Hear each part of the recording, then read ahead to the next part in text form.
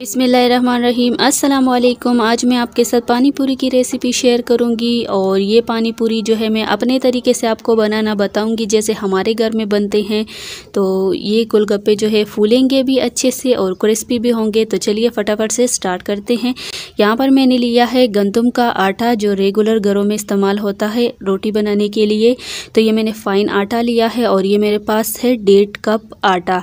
तो इसमें क्रिस्पीनेस पैदा करने के लिए हम सूजी का इस्तेमाल करेंगे। तो यहाँ पर हमारे पास है आधा कप सूजी और इसे मैंने छान लिया है। तो ये आधा कप सूजी इसके अंदर डाल देंगे। इससे जो है गोलगप्पे क्रिस्पी बनेंगे और बहुत ही मज़े के लगेंगे। तो साथ ही इसके अंदर हम नमक मिला लेंगे। तो यहाँ पर मेरे पास आधा चम्मच नमक है, ये हम इसके अंदर मिला लेंगे और हम इसमें मिलाएंगे 1 चम्मच कुकिंग ऑयल। तो बस और कुछ नहीं करेंगे, इसको बस हम अच्छे से मिला लेंगे।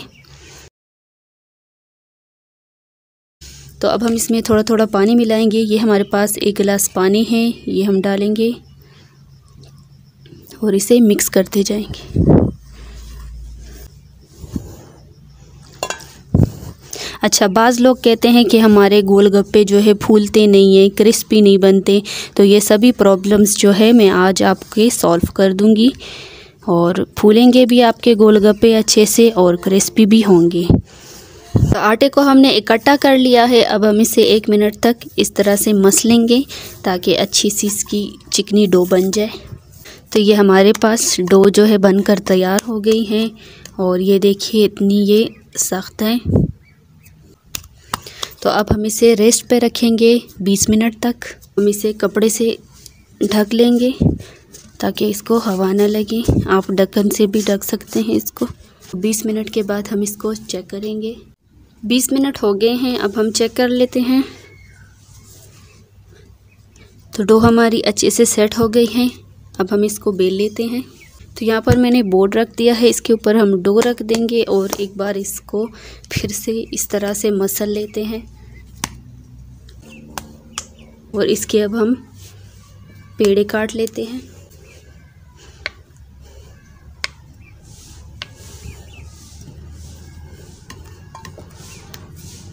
और इसको हम बेल लेते हैं और बाकी के जो पेड़े हैं इसको हम दोबारा से कपड़े से, और यहाँ पर हम थोड़ा सा खुशका डाल लेंगे ताकि ये नीचे चिपके नहीं।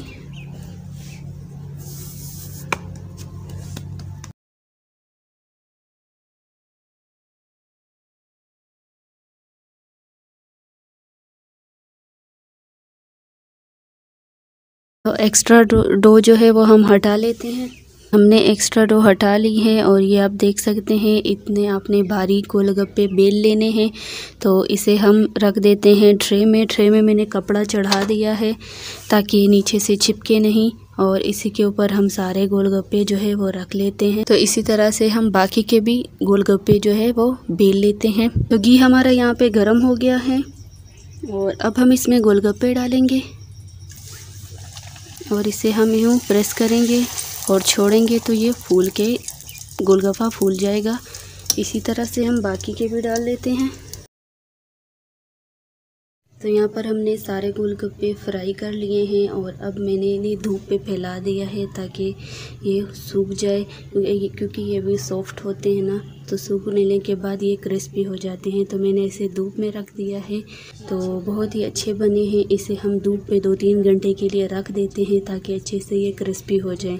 तो जब तक हमारे गोलगप्पे क्रिस्पी हो रहे हैं, मतलब खुश्क हो रहे हैं, तब तक हम इसका पानी जो है वो तैयार कर लेते हैं, खट्टा मीठा पानी। जब यहाँ पर हम बना रहे हैं गोलगप्पों के लिए खट्टा मीठा पानी, तो उसके लिए मैंने सॉस पैन में 1 कप पानी डाल दिया है और इसमें हम डालेंगे ये 1 छोटी कटोरी इमली और साथ में हम डालेंगे गुड़ का ये छोटा सा टुकड़ा और इसे हम अच्छी तरह से उबाल लेंगे। तो यहाँ पर खट्टा मीठा पानी तैयार हो गया है। गुड़ भी जो है अच्छी तरह से इसमें घुल गया है और इमली भी पक गई है, सॉफ्ट हो गई है और पानी भी गाढ़ा हो गया है। तो अब हम इसे छान लेते हैं। तो यहाँ पर मैंने बाउल लिया है, इसके ऊपर हम ये छान रख देंगे और ये जो पानी है उसको हम छान लेंगे, बीज अलग कर लेंगे। और इसका हमारे पास ये गाढ़ा पानी बनकर तैयार हो गया है। अब हम इसमें मिला लेंगे सफ़ेद नमक आधी चम्मच, आधा चम्मच काला नमक और 1 चम्मच चाट मसाला। इसमें जो है सब कुछ मौजूद है। इस चाट मसाले में काली मिर्चें, ज़ीरा वगैरह सारे मसाले इसमें मौजूद है। तो हम इसमें चाट मसाला डालेंगे और इसको हम अच्छे से मिक्स कर लेंगे।